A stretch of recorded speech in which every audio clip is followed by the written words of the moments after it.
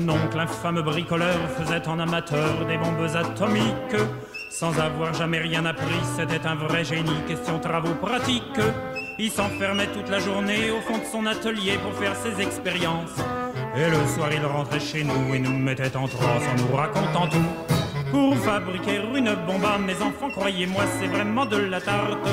La question du détonateur se résout en un quart d'heure, c'est de celle qu'on écarte. En ce qui concerne la bombage, c'est pas beaucoup plus vache, mais une chose me tourmente, c'est que celle de ma fabrication n'ont qu'un rayon d'action de 3,50 m. Il y a quelque chose qui cloche là-dedans, j'y retourne immédiatement.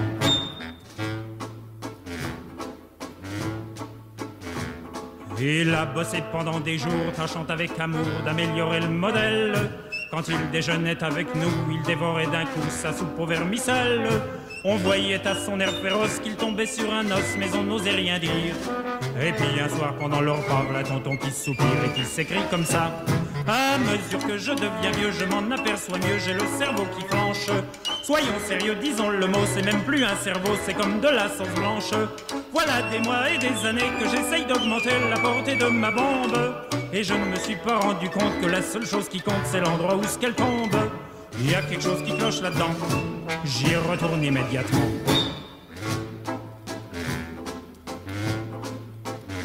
Sachant proche le résultat, tous les grands chefs d'État lui ont rendu visite.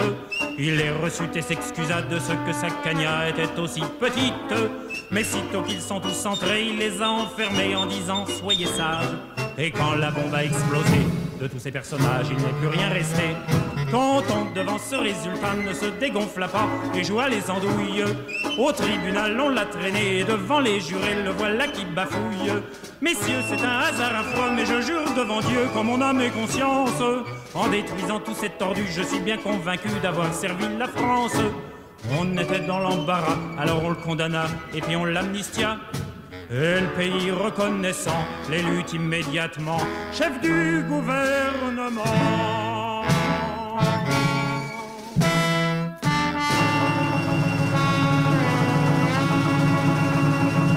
Bonjour à toutes les auditrices et tous les auditeurs de Civis Pacem, l'émission de l'Union pacifiste sur Radio Libertaire. Nous revenons une fois de plus dans notre émission sur le conflit israélo-palestinien et plus spécialement sur le massacre des Palestiniens à Gaza. Nous serons dans cette émission avec Sophie Bessis. Sophie Bessis est historienne, ancienne rédactrice en chef de l'hebdomadaire Jeune Afrique, ancienne chercheuse associée à l'Institut de Relations internationales et stratégiques IRIS de Paris 3, et elle est aussi secrétaire adjointe de la Fédération internationale pour les droits humains. Elle a été invitée par les Amis du monde diplomatique de Rennes le 5 mars 2024 pour nous parler de la Palestine, car elle avait publié un article dans Le Monde diplomatique, donc, qui avait pour titre « Peur croisée et instrumentalisation de la mémoire ».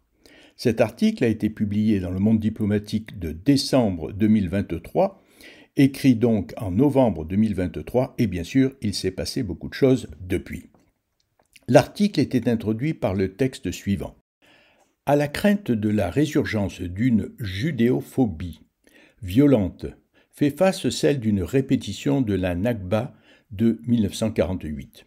Si la prise en compte de ces deux angoisses est nécessaire pour penser la paix, il convient de ne pas oublier que dans cette guerre, les Palestiniens sont les plus faibles et les moins bien protégés. Sophie Bessis écrit, au début de son article, « On a beaucoup cité la haine. C'est souvent la peur qui l'engendre. Des deux côtés, israéliens comme palestiniens, la seconde, plus que la première, structure les mémoires collectives et leurs récits. » Sophie Bessis est issue d'une famille de la bourgeoisie juive tunisienne. Elle est donc franco-tunisienne et elle analyse la guerre israélo-palestinienne avec beaucoup de discernement. Alors, nous l'écoutons. Je parlerai d'abord effectivement très brièvement, parce que je pense que beaucoup d'entre vous connaissent cette histoire de la naissance du sionisme, qui est effectivement cette naissance du sionisme dans les années 1880 en Europe a deux caractéristiques. L'une, elle est effectivement la conséquence du développement des persécutions anti-juives surtout en Europe centrale et orientale, à partir de la deuxième moitié du XIXe siècle, ces persécutions qui ont pris un caractère extrêmement meurtrier dans la seconde moitié du XIXe siècle et au début du XXe siècle, ce qui a d'ailleurs occasionné une émigration massive des Juifs d'Europe centrale et orientale, de ce qu'on appelait la zone de résidence russe, en fait, Russie, Pologne, Ukraine, Lituanie, où vivait à l'époque, avant le génocide nazi, la très grande majorité, à peu près 60% de la population juive mondiale. Et il y a eu une émigration massive, mais pas du tout vers la Palestine à cette époque-là, mais vers les États-Unis. Hein, l'essentiel de la migration juive a été dirigé vers les États-Unis.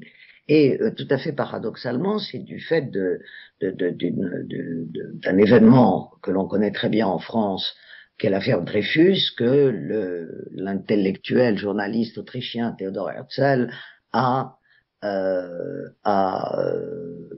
élaboré, disons, ce qui est devenu le sionisme.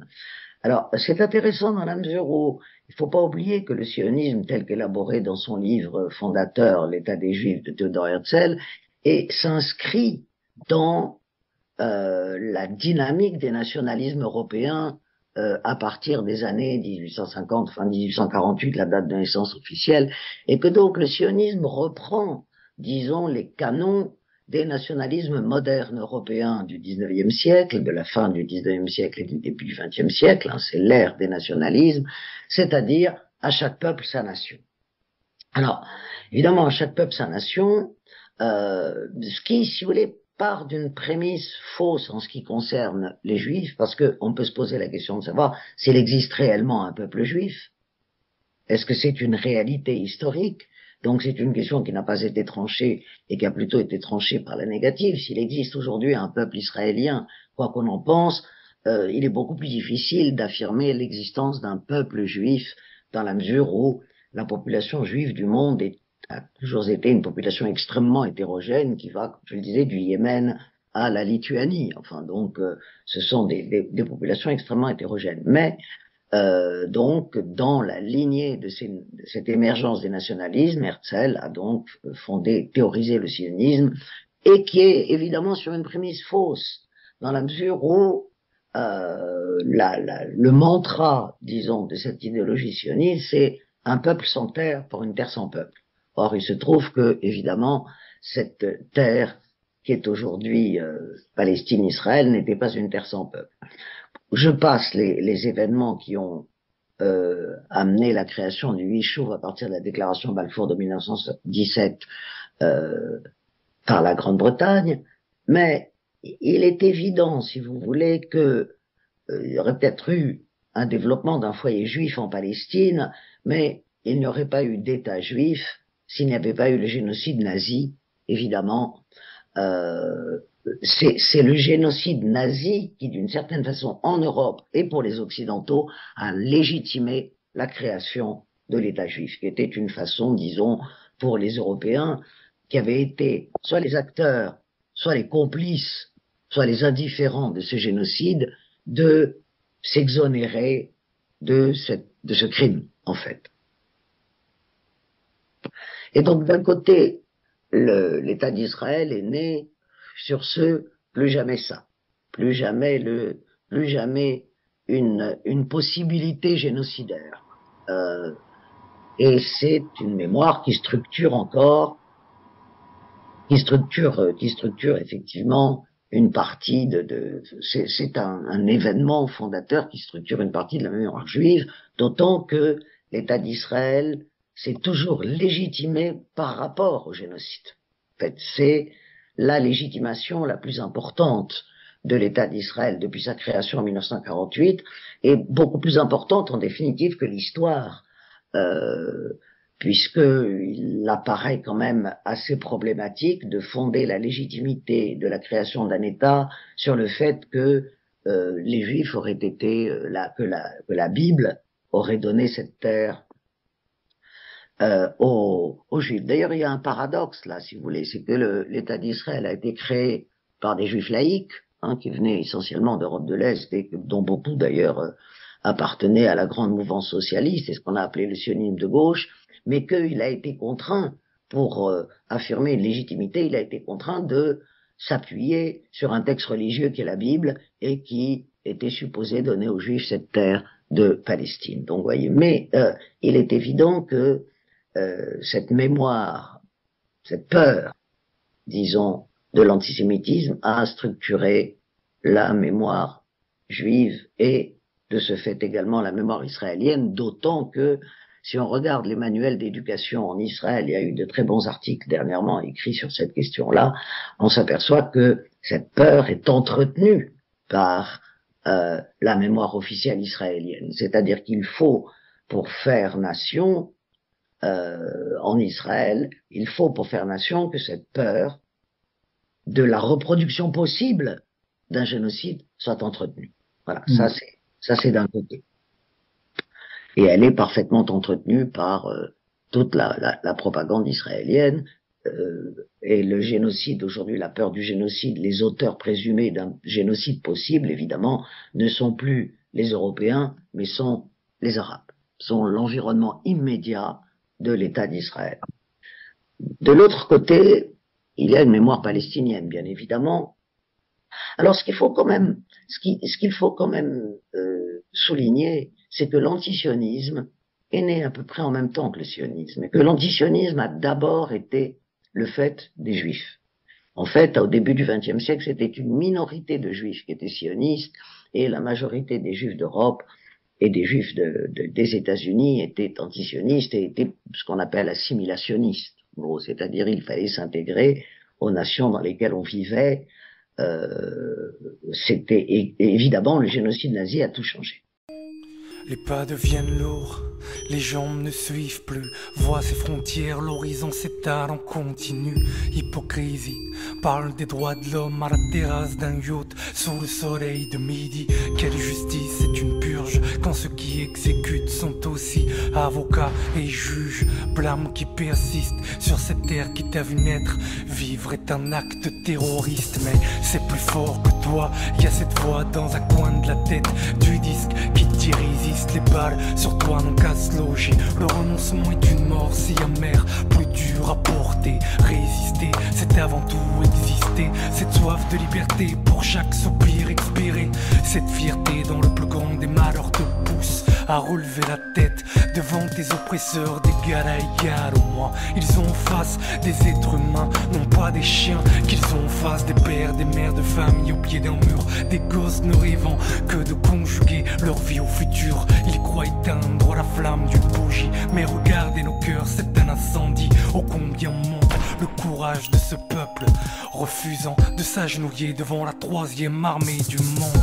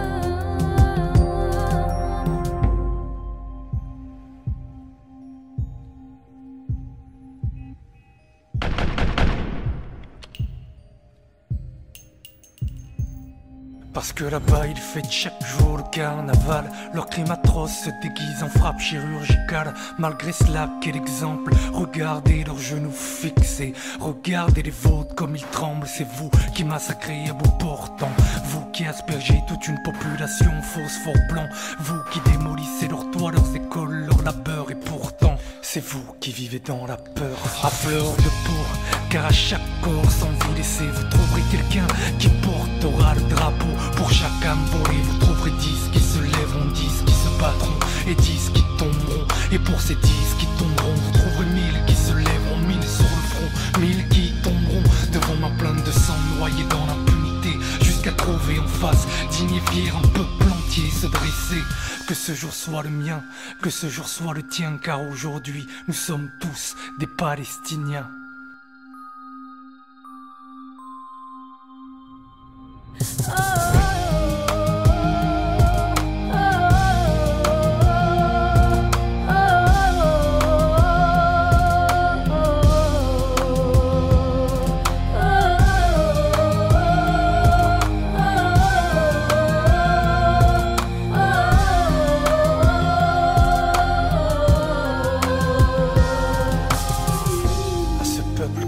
Chaque jour une leçon de dignité, un feu attisé, nous rappelant ce qu'il y a parfois de plus précieux en l'humanité. À tous ces militants armés d'ardeur, la pensée aux autres et la main sur leur cœur, qui se réveillent chaque jour en se disant que cet enfant de Gaza aurait pu être le leur. Vous savez, parfois des murmures quand ils se croisent peuvent entamer le mur d'un colisée. Qu'il soit franchi, Génération Palestine, Code Rouge, Amel Matlouti. Il y a déjà 13 ans, le groupe Code Rouge chantait la Palestine avec la chanteuse tunisienne Emel Matlouti. Depuis, bien sûr, la persécution des Palestiniens par l'armée israélienne n'a jamais cessé. Elmet Matlouti est l'égérie de la révolution tunisienne de 2011. Elle est aussi un soutien pour la cause palestinienne et ses chansons nous accompagneront tout au long de cette émission. Aujourd'hui, les massacres de Gaza bouleversent les peuples, mais la guerre continue. L'historienne Sophie Bessis, invitée par les Amis du monde diplomatique de Rennes le 5 mars 2024, nous parle de la Palestine après la publication de son article intitulé « Peur croisée et instrumentalisation de la mémoire ». Alors après la peur d'Israël, Sophie Bessis nous parle de la peur des Palestiniens. Alors de l'autre côté, la mémoire palestinienne. La mémoire palestinienne, alors vous parliez de la colonisation ottomane. La colonisation ottomane et la colonisation juive n'ont à peu près rien à voir l'une avec l'autre. C'est vrai que l'occupation ottomane, qui a duré jusqu'à la fin de la Première Guerre mondiale, pardon, puisque l'Empire ottoman a été démantelé à la suite de la Première Guerre mondiale. C'était un vieux souhait des puissances européennes de démanteler l'Empire ottoman, qui avait déjà été affaibli, bien sûr, par l'indépendance de la partie balkanique de l'Empire ottoman, à commencer par celle de la Grèce. Et donc, mais cette occupation n'a rien à voir. L'Empire ottoman était un empire multinational, comme l'Empire austro-hongrois. C'était deux empires qui se ressemblaient beaucoup, dont d'ailleurs une grande partie était en Europe. Et l'Empire ottoman, la Palestine en tant que telle n'existait pas dans l'Empire ottoman. C'est-à-dire qu'elle faisait partie de la grande Syrie, de la wilaya syrienne, qui englobait ce qui est aujourd'hui la Syrie, toute la Palestine mandataire et le Liban. Voilà, et donc c'était une occupation multinationale en fait dans ces empires, dans ces empires multinationaux. À un certain nombre de conditions, les populations pouvaient en gros s'auto-administrer dans ces empires multinationaux, à condition 1 de payer l'impôt, 2 de donner des soldats à l'armée et 3 de ne pas se révolter contre le pouvoir central. L'occupation israélienne est totalement différente parce qu'il ne s'agit pas de gouverner un territoire avec ses habitants. Il ne s'agit pas non plus, comme dans la colonisation classique française ou britannique ou belge, d'exploiter un territoire et d'exploiter un territoire et ses habitants, mais il s'agissait de remplacer un pays par un autre. Donc c'est une configuration totalement différente. C'est-à-dire, il ne s'agissait pas d'exploiter les Palestiniens, au contraire d'ailleurs. Le sionisme a toujours essayé de créer une classe laborieuse juive et de ne pas employer des Palestiniens. Il fallait vraiment remplacer un pays par un autre. Et c'est ce qui a été fait d'ailleurs. C'est ce qui a été fait, c'est-à-dire que l'État d'Israël aujourd'hui occupe toute la Palestine mandataire, mais est légal sur une partie majoritaire de la Palestine mandataire. Il a remplacé la Palestine mandataire. Voilà, donc c'est un petit peu... Alors, la mémoire palestinienne, elle est évidemment structurée par ce remplacement d'un pays par un autre, totalement, parce qu'il ne faut pas oublier que dans ces deux mémoires, qui sont deux mémoires souffrantes, évidemment, mais aujourd'hui, on ne peut pas les mettre sur le même plan, dans la mesure où, d'un côté, il y a un occupant, et de l'autre côté, il y a un occupé.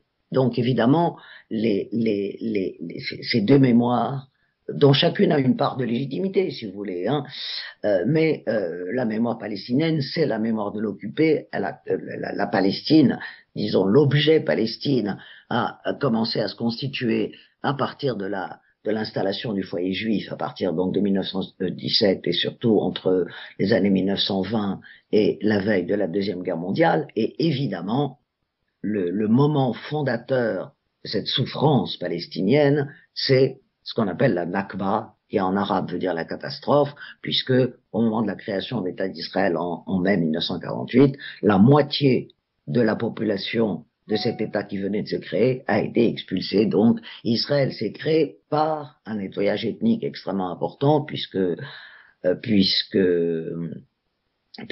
un peu plus de 700 000 Palestiniens qui ont été expulsés du territoire qui a constitué Israël.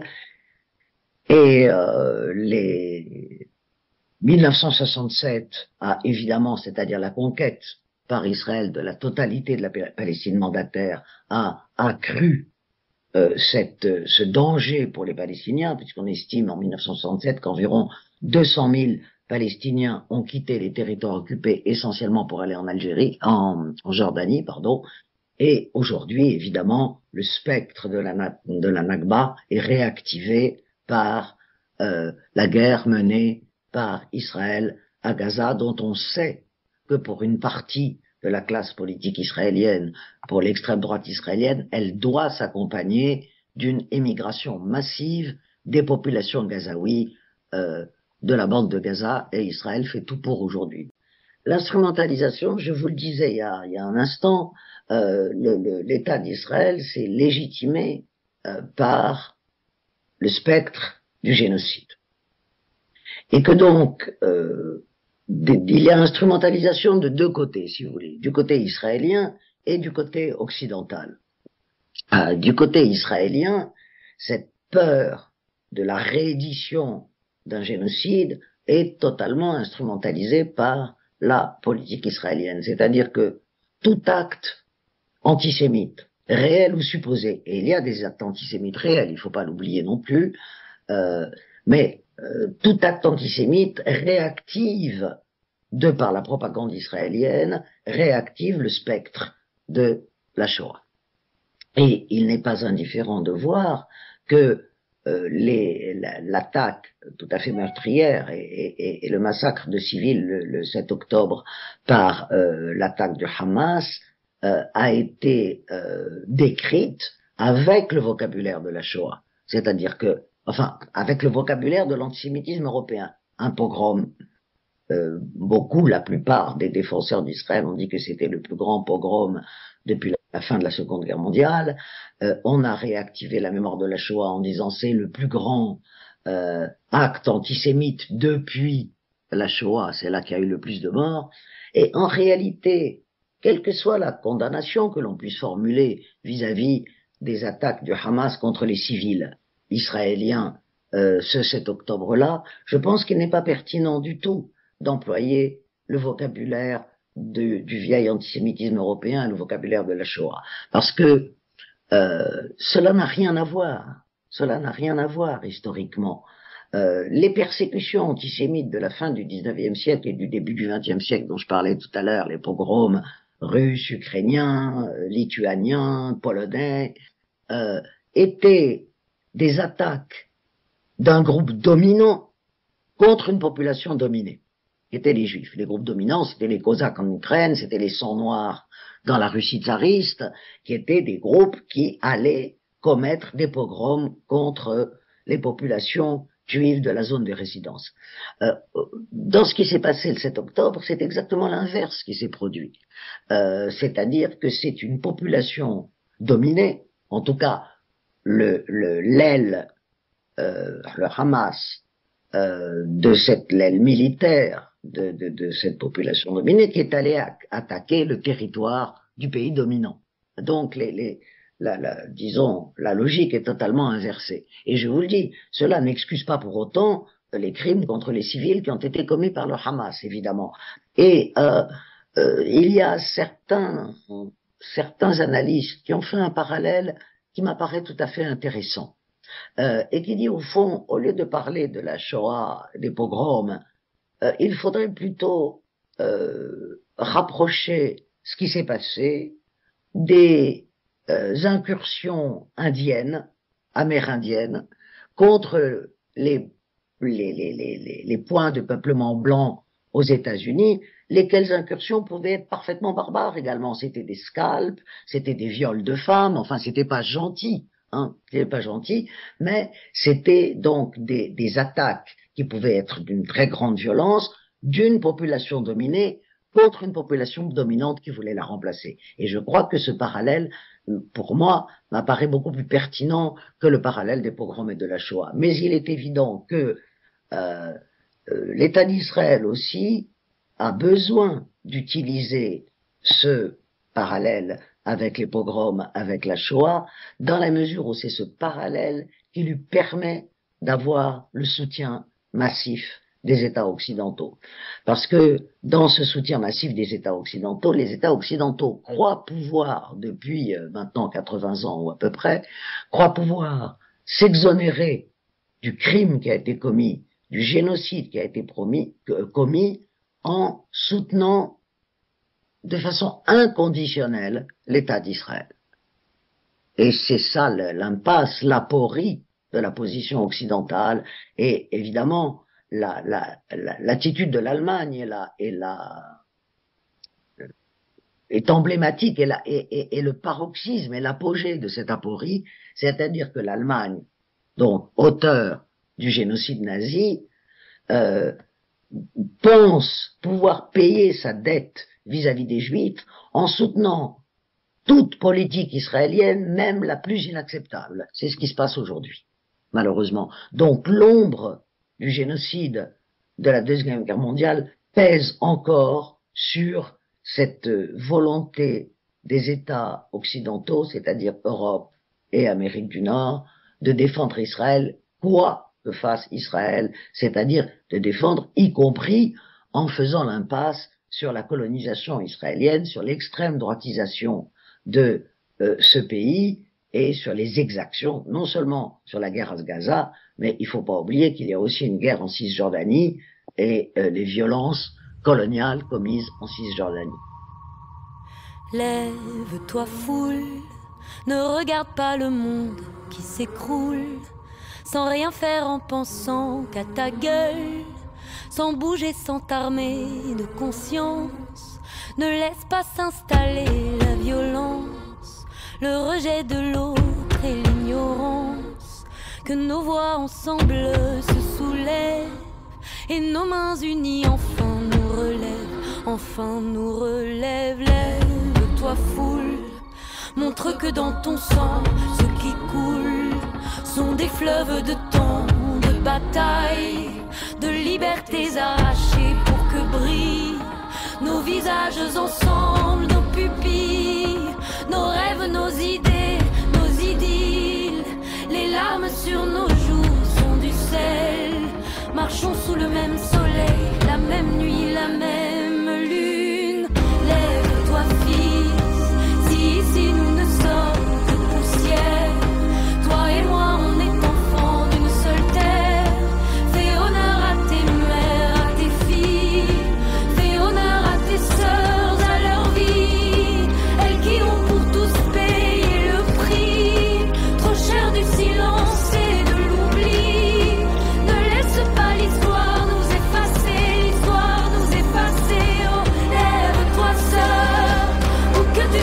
quelle que soit ta couleur, ton histoire est immense et nos choix ensemble font la France et nos voix ensemble font le monde, sa grandeur fait déferler la fièvre et l'ardeur, fait se lever la rage et l'amour, les secrets de ton âme au grand jour, au grand jour, au grand jour.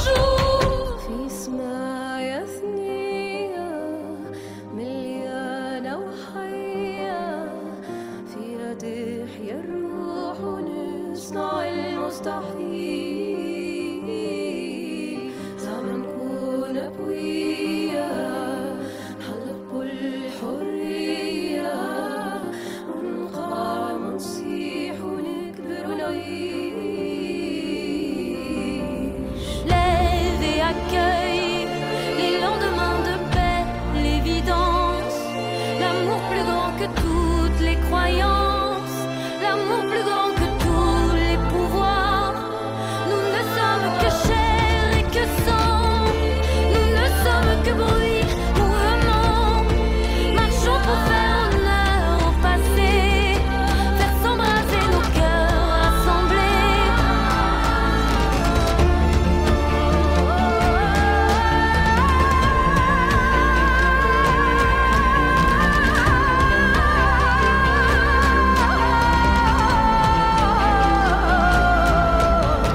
Lève-toi foule, lève-toi foule, lève-toi foule, lève-toi, lève-toi. Vous êtes à l'écoute de l'émission Civis Pacem de l'Union pacifiste sur Radio Libertaire.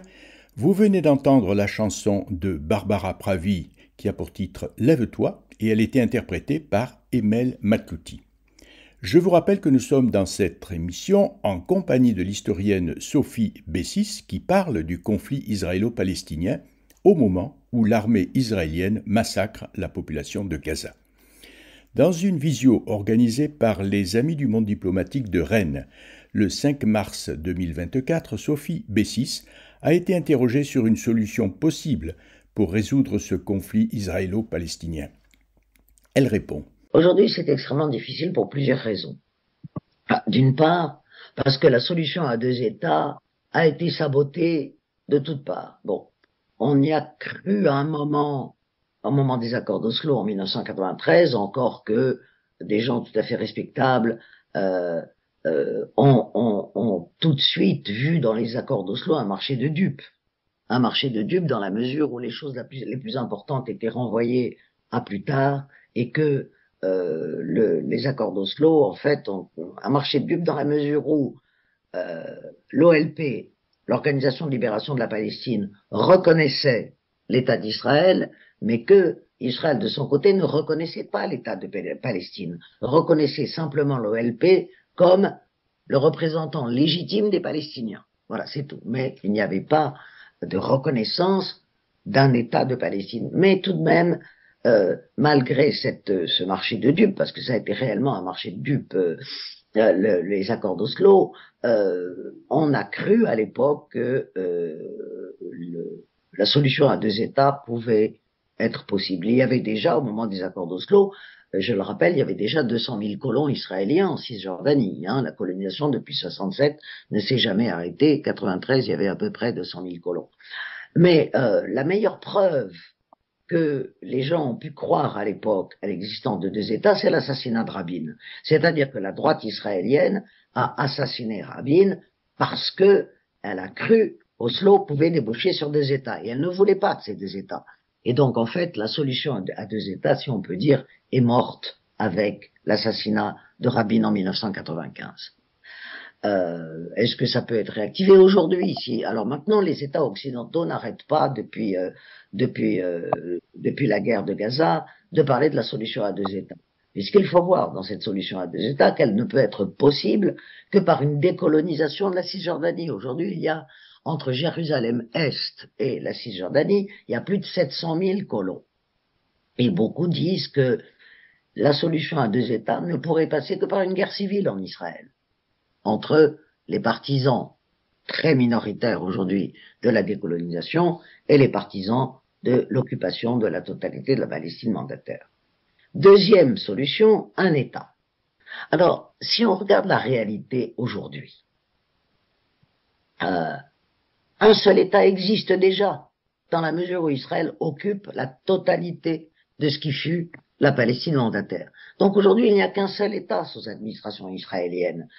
Dans cet État, il y a une population dominée en situation d'apartheid, de quasi-apartheid, et une population dominante. Toute l'ex-Palestine mandataire est administrée par l'État d'Israël. Donc le problème n'est pas de savoir s'il faut un seul État ou s'il faut des États aujourd'hui, mais le problème est de savoir si dans un État, il peut y avoir un État où une population ne dominerait pas l'autre et ne persécuterait pas l'autre. Alors, ce n'est pas à nous, évidemment, de définir quel pourrait être cet État.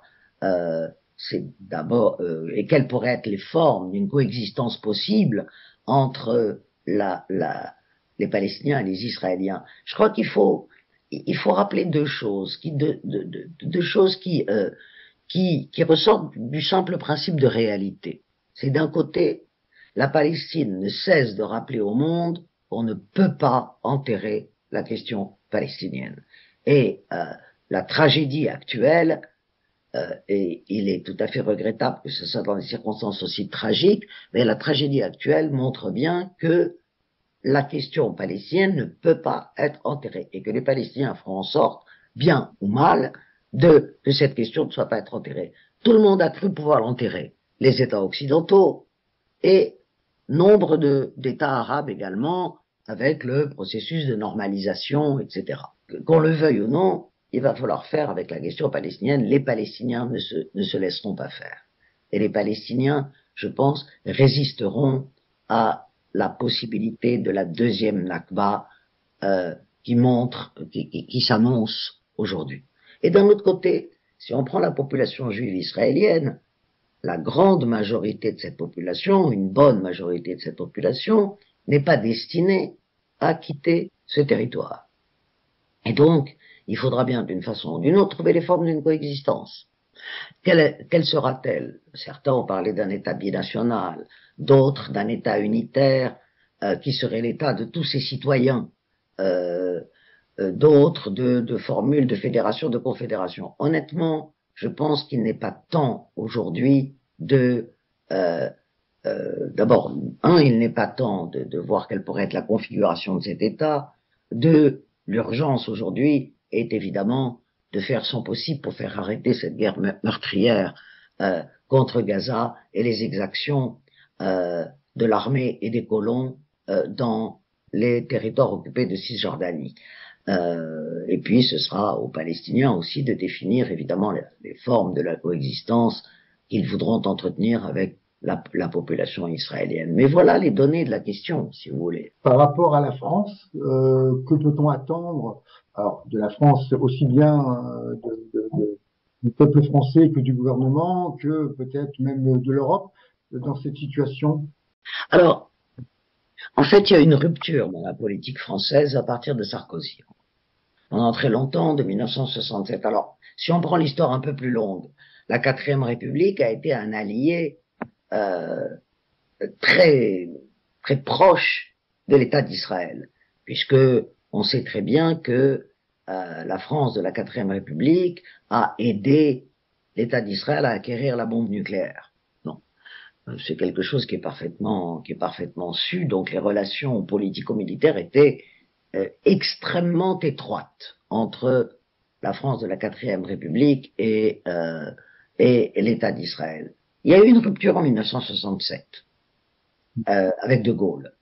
De 1967 à l'avènement, l'élection de Sarkozy, il y a eu ce qu'on m'a appelé d'ailleurs une politique arabe de la France. Politique arabe de la France qui a été, pour des raisons, pour plusieurs types de raisons, y compris des raisons étroitement commerciales. Il ne faut pas oublier que les pays arabes ont été les États arabes riches ont été les premiers acheteurs de l'armement français, donc c'est quelque chose d'extrêmement important. Mais il y a une politique défendant le droit des Palestiniens à avoir un État. On se rappelle des incidents lors de la visite de Jacques Chirac en Israël, des incidents contre la volonté des forces de l'ordre israéliennes d'empêcher Chirac d'avoir de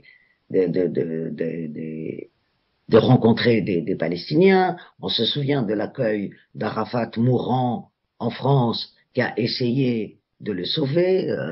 Donc il y a eu une politique arabe de la France. Cette politique arabe de la France qui a été abandonnée à partir de Sarkozy, sous Hollande et sous le mandat actuel d'Emmanuel Macron, qui ont renversé totalement les données de la question en se rapprochant d'Israël et en abandonnant en fait ce qui s'appelait cette politique arabe. Et les déclarations du président Macron depuis le 7 octobre montrent que effectivement ça a été totalement abandonné, puisque après le 7 octobre on a assisté à un soutien, disons, de l'État français quasi inconditionnel à la guerre que mène Israël dans la bande de Gaza. Et puis aussi, même avant cette guerre, depuis son élection en 2017, Emmanuel Macron n'a cessé de dire que l'antisionisme était une forme réinventée de l'antisémitisme. Et donc, pour ne pas être antisémite, il fallait être sioniste. C'était en gros le message qui était délivré par Emmanuel Macron. Alors, évidemment, il y a un hiatus entre les déclarations et la politique de l'État français et une partie de la population française. La population française est très clivée sur cette question, en réalité. Elle est très clivée. Vous avez un fort soutien à la Palestine, et les manifestations qui ont eu lieu ces derniers mois, depuis octobre, ont montré que ce soutien est réel, est fort. Il y a des associations, il y a des organisations, il y a des appels, et il y a un très fort soutien à la politique israélienne aussi. Donc il y a un véritable clivage en France autour de cette question-là. Alors maintenant, au niveau des déclarations des représentants de l'État français, il y a un très léger infléchissement depuis quelques semaines. Le carnage dans la bande de Gaza opéré par l'armée israélienne dans la bande de Gaza étant tellement dramatique, tellement terrible en réalité, que il y a un petit démarquage du discours officiel qui n'est plus un discours de soutien inconditionnel à l'État d'Israël. Mais enfin, la France aurait les moyens de montrer son hostilité à la politique actuelle d'Israël, et ces moyens ne sont absolument pas mis en œuvre. Cela fait des années, par exemple, que les associations de soutien à la Palestine demandent la mise en suspens de l'accord d'association entre Israël et l'Union européenne, ce qui n'est pas le cas, demandent le boycott.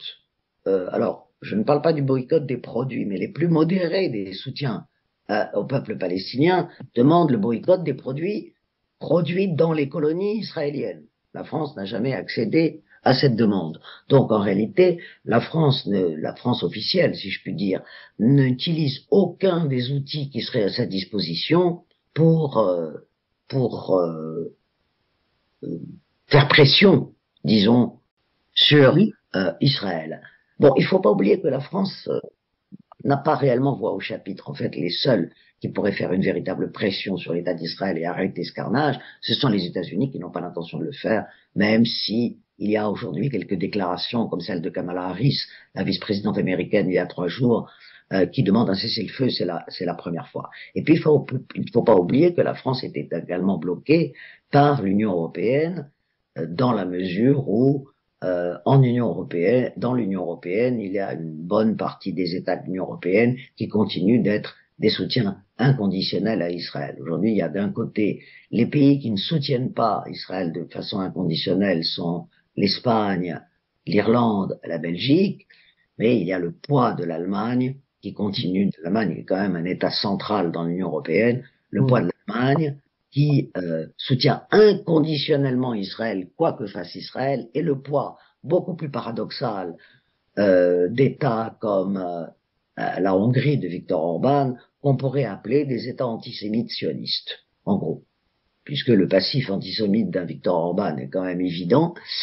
Mais aujourd'hui, l'État d'Israël est soutenu par toutes les extrêmes droites du monde et les nationalismes les plus exacerbés. Et ce n'est pas un hasard si l'Inde, Narendra Modi, est un soutien indéfectible d'Israël, parce que la parenté idéologique de ces extrêmes droites avec l'extrême droite israélienne transcende le passif antisémite de ces extrêmes droites en réalité. On l'a vu, alors là c'était la caricature la plus totale, quand on a vu en France Marine Le Pen manifester dans une manifestation contre l'antisémitisme, alors que l'ADN du Rassemblement national, depuis sa création, a quand même été un ADN antisémite.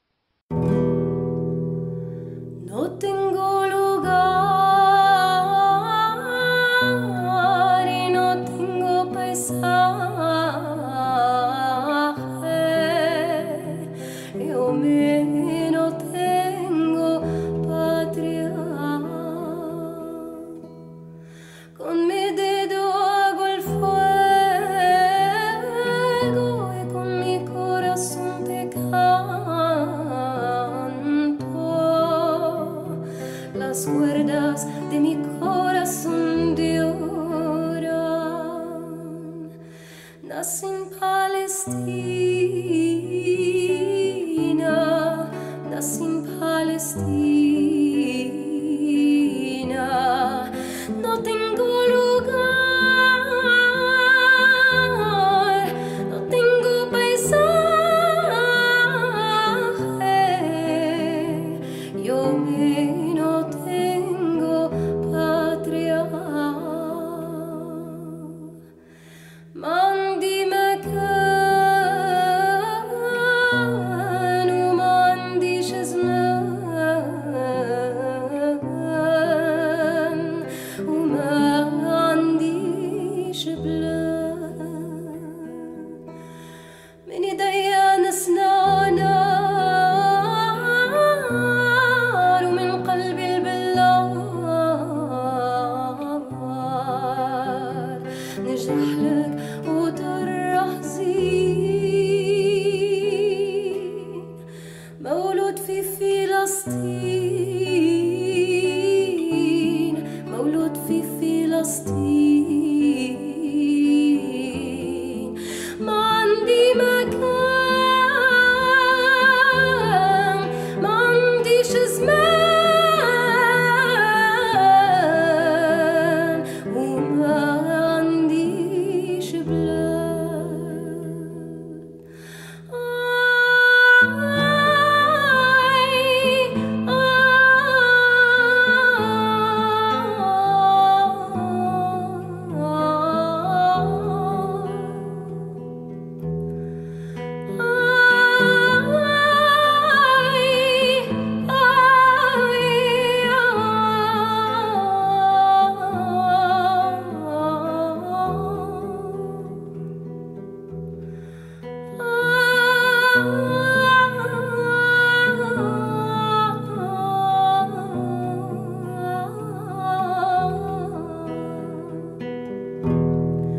No tengo lugar y no tengo paisaje, yo me no tengo patria. Con mi dedo hago el fuego y con mi corazón te canto. Las cuerdas de mi corazón lloran. مولود في فلسطين، مولود في فلسطين. No tengo lugar, no tengo paisaje, yo me no tengo patria. تاريخي عمره ما يتم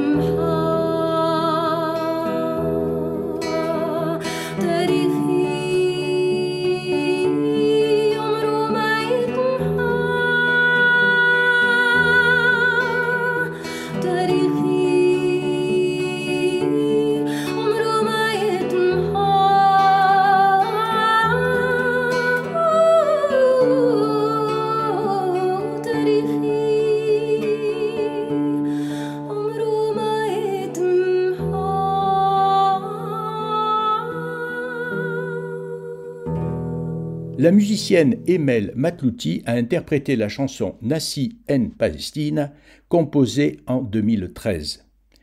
Dans la visio organisée par les Amis du monde diplomatique de Rennes le 5 mars 2024, l'historienne Sophie Bessis a répondu à des questions posées par les auditeurs et les auditrices de la visio.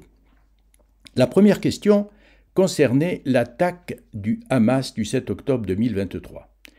Nous savons que tout intervenant qui défend la cause palestinienne, qu'il soit juif ou musulman ou chrétien, doit d'abord se justifier en condamnant les actes criminels de la branche armée du Hamas, avant même d'exprimer sa condamnation des actes criminels d'Israël à Gaza. S'il ne le fait pas, il est accusé soit d'antisémitisme, soit de soutien au Hamas. Alors, Sophie Bessis doit donc répondre à une question sur le 7 octobre 2023. Cela, donc, la première question concernait est-ce qu'il y a eu une enquête indépendante sur l'incursion meurtrière du Hamas sur le territoire occupé du 7 octobre, sur l'incursion du 7 octobre du Hamas? Alors, il y a eu, vous savez qu'il y a un rapport de la rapporteuse des Nations Unies qui a été publié il y a 48 heures, je crois, à peu près, qui, selon l'enquête indépendante qui a été menée, affirme qu'il y a eu des viols. Bon, les meurtres du civil, ça on le sait de toute façon, hein, ça c'est pas, mais que il y a eu effectivement des violences et des violences, y compris des viols et des meurtres de femmes. On sait qu'il y a eu de l'autre côté 4 fake news. Tout de suite après le 7 octobre. Souvenez-vous, on disait qu'il y avait eu 40 bébés qui avaient été décapités. On a dit qu'il y avait un bébé qui avait été mis dans un four. Vous voyez l'image, bien sûr, hein, ce n'est pas une image neutre, l'image du four.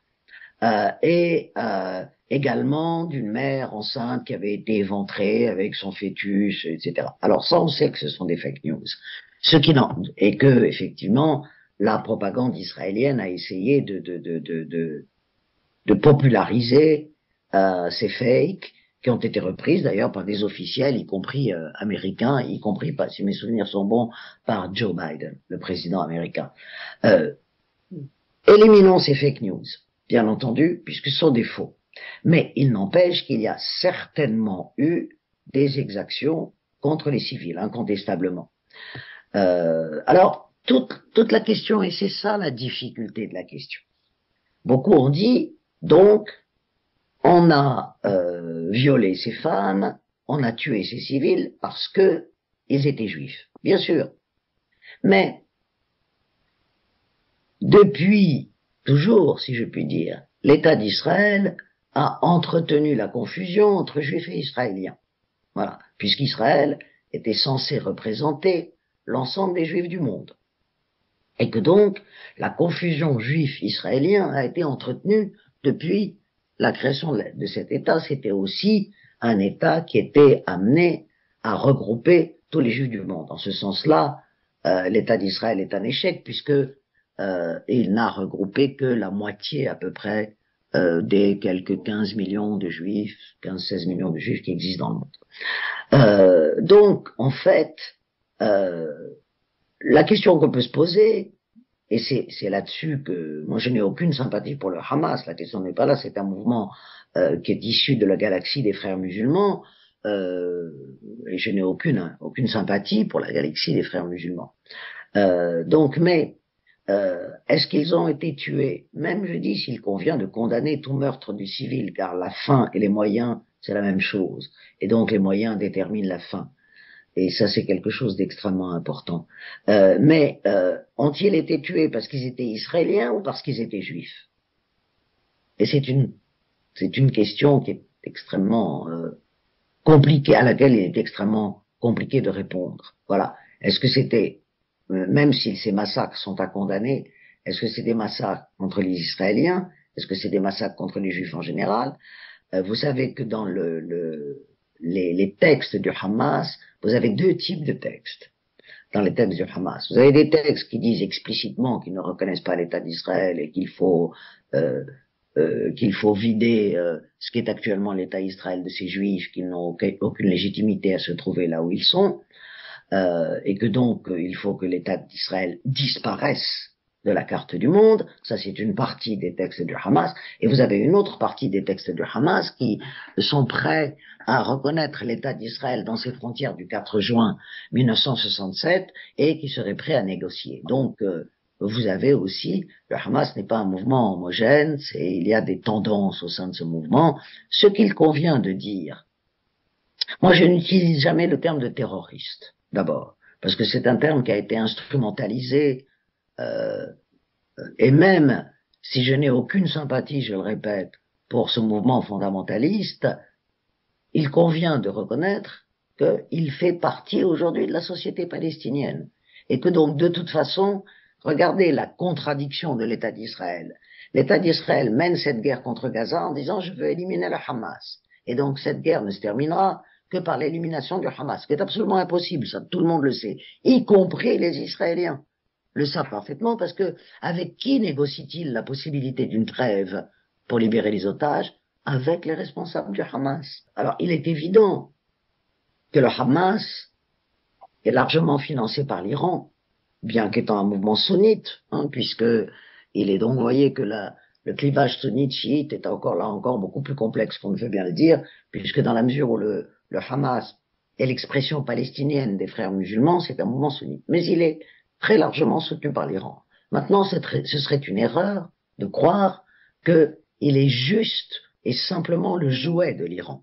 Il est soutenu par l'Iran, il est financé par l'Iran, incontestablement, mais il n'est pas le simple jouet de l'Iran. Et il semblerait que l'Iran n'ait pas été tenu au courant de l'attaque du 7 octobre qui a été menée par l'aile militaire du Hamas, l'aile interne, alors que les chefs politiques du Hamas qui résident à Doha, au Qatar, semble-t-il, n'étaient pas non plus au courant. Et d'ailleurs, si vous voyez depuis octobre, bien entendu, l'Iran soutient verbalement le Hamas, mais l'Iran évite d'entrer en guerre et n'a aucune intention d'entrer en guerre.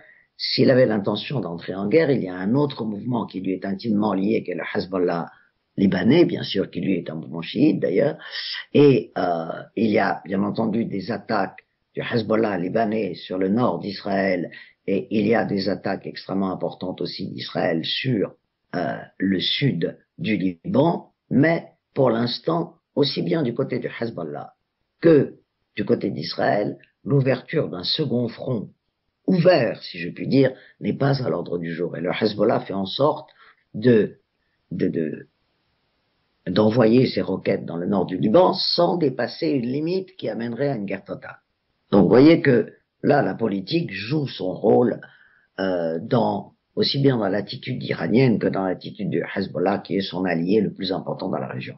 Pour ce qui est de la Russie, pour la Russie, cette guerre est un effet d'aubaine absolument extraordinaire. Cette guerre est un effet d'aubaine très important, parce que d'une part, elle relativise l'agression russe contre l'Ukraine, et là, les États occidentaux sont dans une très mauvaise posture, dans la mesure où ils ont entériné le 2 poids 2 mesures, puisque tout ce qu'ils ont condamné dans l'agression russe contre l'Ukraine, ils ne le condamnent pas dans la guerre qu'Israël mène contre Gaza. Alors, l'attitude de la Russie est ambiguë. Bien entendu, elle soutient les Palestiniens, mais la Russie avait des relations tout à fait étroites, pourrait-on dire, avec Israël. N'oublions pas que la Russie contrôle le ciel syrien totalement. Elle contrôle la Syrie. La Syrie est devenue un protectorat russe, la Syrie de Bachar al-Assad. Et que Israël bombarde la Syrie exactement, l'armée israélienne bombarde la Syrie exactement comme elle veut et quand elle veut, avec et bien évidemment l'aval de la Russie, dans la mesure où la Russie a un contrôle total du ciel syrien.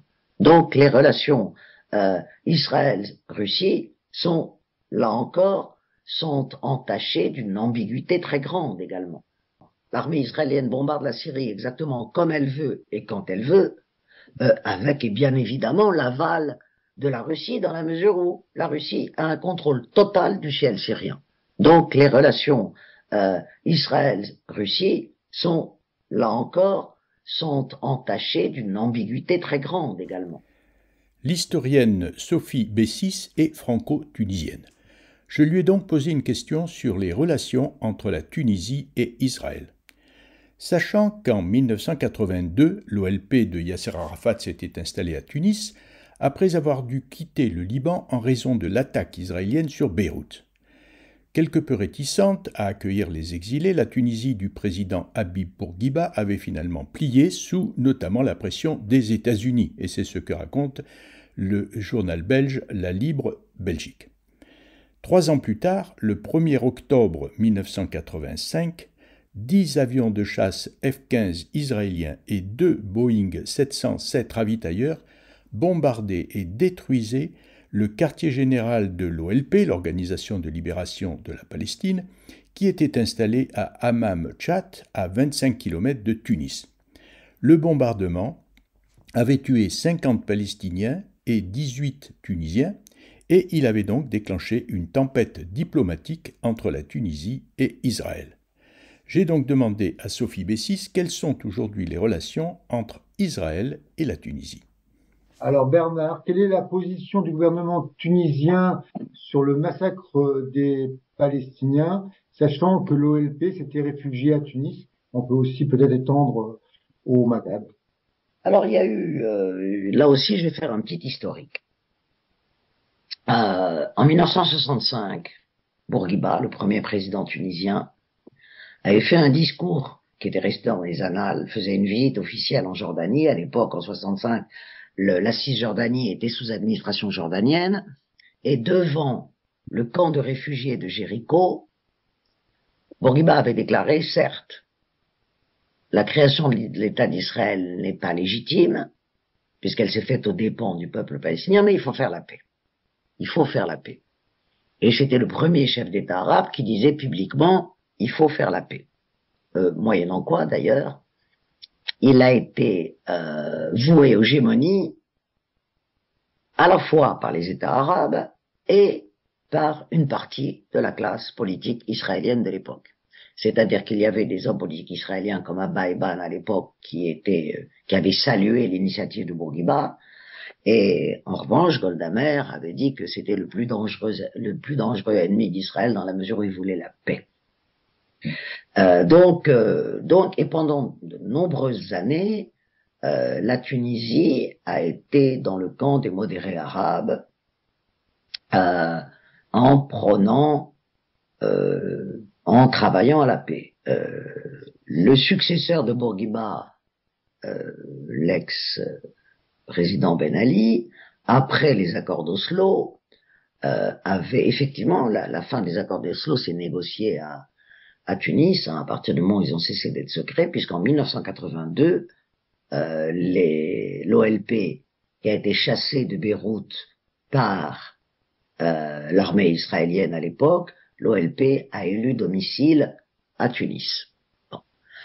Donc Arafat et toute la direction politique de l'OLP, Mahmoud Abbas, etc., étaient à Tunis, dans la mesure où les Américains, essentiellement aussi, préféraient que l'OLP soit à Tunis, c'est-à-dire dans un pays modéré, plutôt qu'à Damas ou à Bagdad. Et donc, il y a eu des relations officielles, jamais au niveau des ambassadeurs, mais au niveau de chargés d'affaires pendant quelques années, jusqu'à la deuxième intifada en réalité, où ces relations ont cessé. Aujourd'hui, la donne est totalement différente en Tunisie, c'est-à-dire que le chef de l'État actuel tunisien, Kais Saïd, est un nationaliste arabe très convaincu, et il a fait de la Palestine sa mission. Alors, bien que la Tunisie ne puisse absolument rien faire, évidemment, c'est un petit État qui n'a aucune importance sur l'échiquier international, parce que la Tunisie aujourd'hui n'a pas réellement de politique extérieure, mais aujourd'hui, la position officielle de la Tunisie est la non-reconnaissance d'Israël, et elle fait partie des États les plus radicaux du monde arabe, c'est-à-dire qui nient toute existence à l'État d'Israël. لو كنت كنت نغمض عيني وتاخذني الأحلام من ايديا ونعلى ونحلق في سما جديدة وننسى الوجايا. لو كنت نسافر في خيالي نزرع ونبني قصور وليالي يكبر فيها الحب وآمالي ونمحي الألام. دنيا ترى فيها ملامح ناس قواسها الظلم والبؤس والقهر من واقع عاصر يعبث به كل من يبنيه. دنيا علت فيها أسوار طغيان ساحق فيها أحلام وعم الظلام والأنانية في كل القلوب. لو كنت نغمض عيني تاخذني الأحلام من ايديا ونعلى ونحلق في سما جديدة وننسى الوجايا. لو كنت نسافر في خيالي نزرع ونبني قصور وليالي يكبر فيها الحب وآمالي ونمحي الألام. دنيا ترى فيها ملامح ناس قواسها الظلم والبؤس والقهر من واقع عاصر يعبث به كل من يبنيه. دنيا علت فيها أسوار طغيان ساحق فينا أحلام وعم الظلام والأنانية في كل القلوب. لو كنت نغمض عيني تاخذني الأحلام من ايديا ونعلى ونحلق في سما جديدة وننسى الوجايا. لو كنت نسافر في خيالي نزرع ونبني قصور وليالي يكبر فيها الحب وآمالي ونمحي الألام.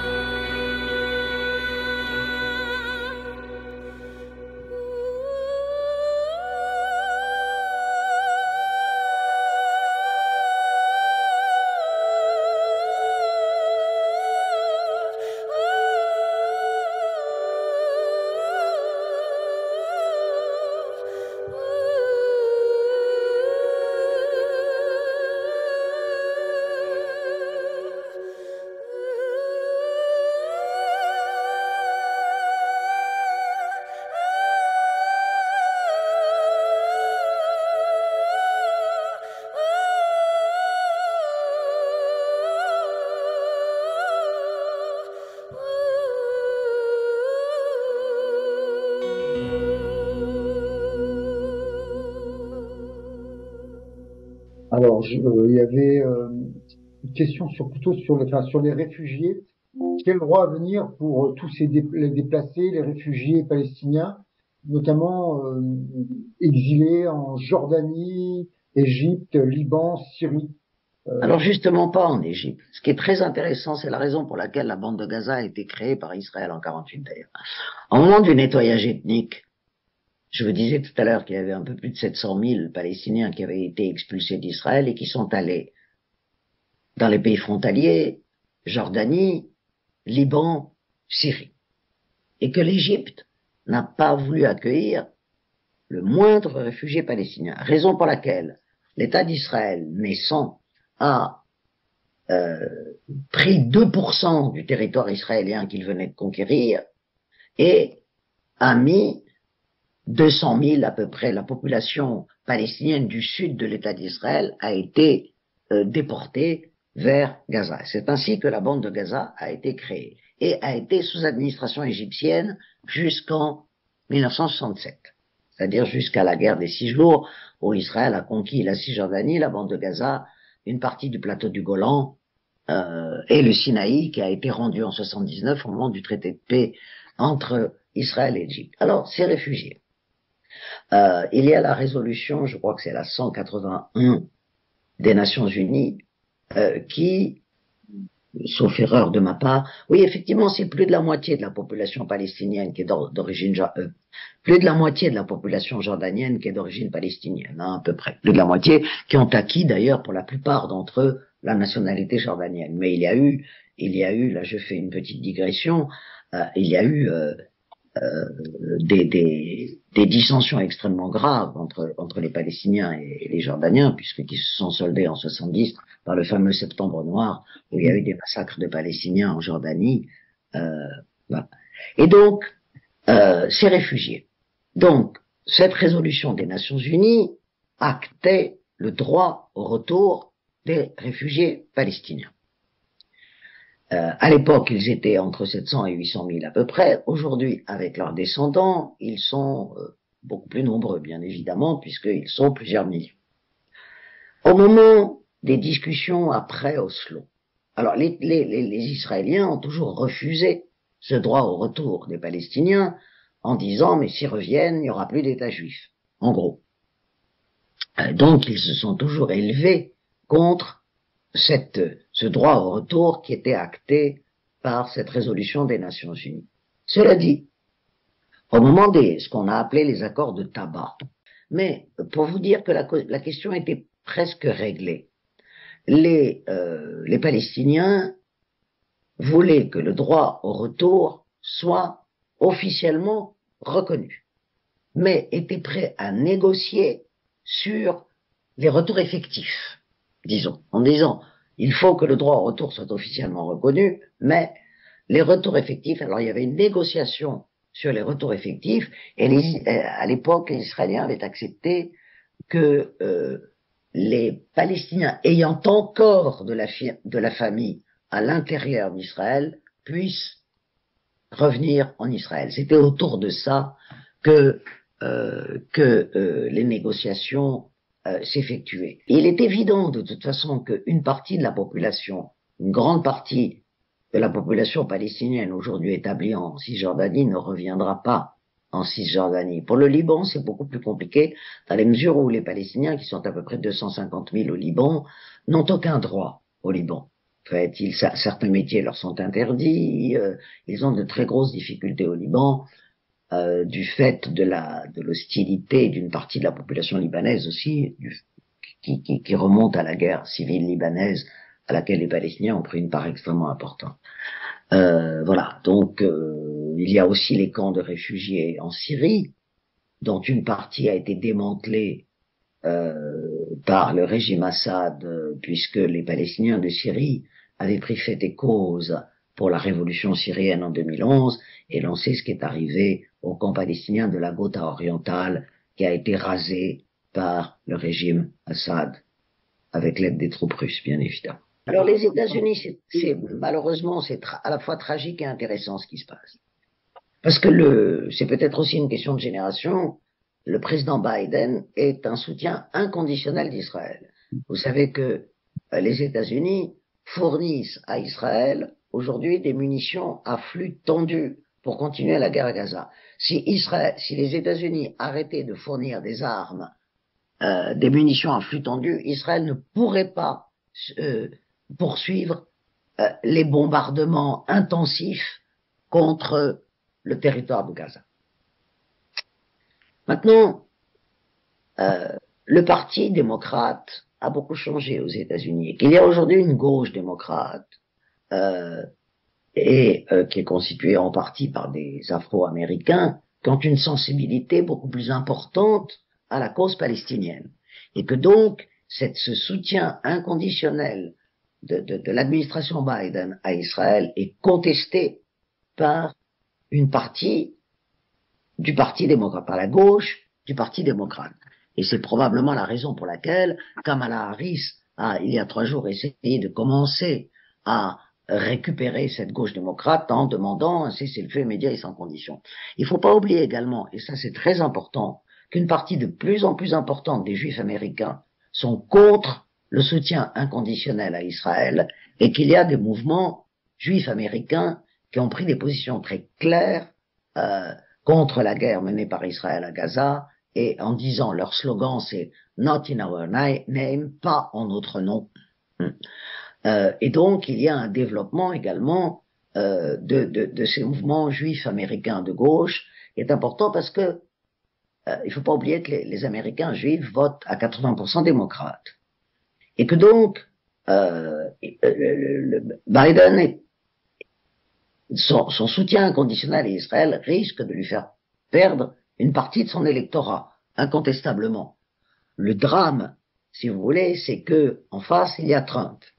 Voilà. Et que si Biden perd les élections, ce qui n'est pas impossible,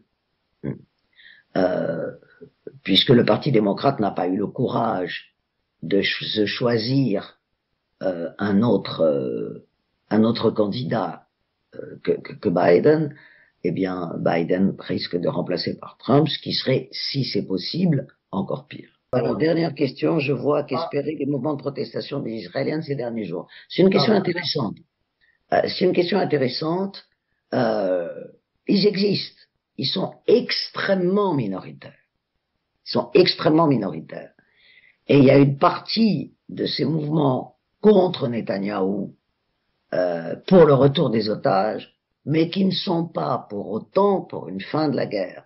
Donc, et ceux qui sont pour une fin de la guerre, pour la paix avec les Palestiniens, et qui disent que la seule sécurité d'Israël serait dans la paix, ce dont je suis convaincu personnellement, puisque je pense par ailleurs, étant donné ce qui se passe aujourd'hui, que l'État d'Israël en tant que tel est en train de se suicider. Mais ça c'est une autre question, peut-être qu'il pourrait faire l'objet d'un autre débat. Donc le problème, c'est qu'ils sont extrêmement minoritaires et qu'ils sont en but à l'hostilité d'une majorité de la population. Donc est-ce qu'ils vont pouvoir se développer dans cette configuration-là? Honnêtement, je n'en sais rien. À la fin de cette émission, je tiens à remercier l'historienne Sophie Bessis pour son analyse du conflit israélo-palestinien et pour sa position face au massacre de l'armée israélienne à Gaza. Je remercie aussi les amis du monde diplomatique de Rennes qui ont organisé le 5 mars 2024 cette rencontre par visio pour continuer à informer les lecteurs sur le drame qui se joue aujourd'hui à Gaza. Et je remercie enfin Frédéric qui assure régulièrement la diffusion de nos émissions Civis Pacem sur Radio Libertaire. Et nous terminons l'émission avec une dernière chanson de l'artiste tunisienne Emel Matlouti, chanson intitulée « Quel mythe aura ». Emel Matlouti a interprété cette chanson en 2015 à l'occasion de la remise du prix Nobel de la paix.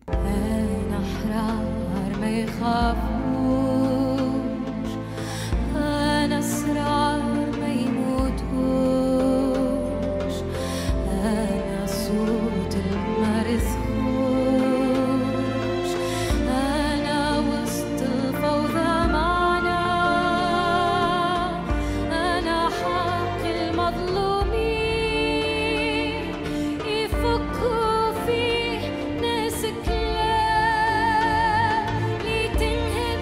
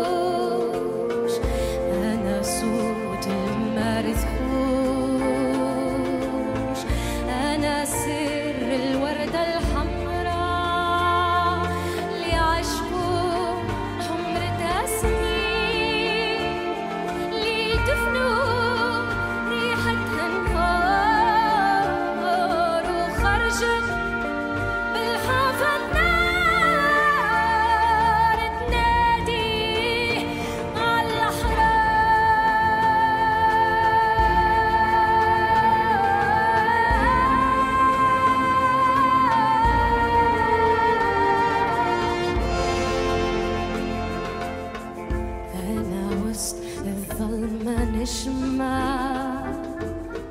أنا في حلق الظالم شوكة أنا ريح لسعتها النار أنا صوت المنسوش أنا روح المماتوش نصنع بالحديد صلصال ونبني فيه عشقة جديدة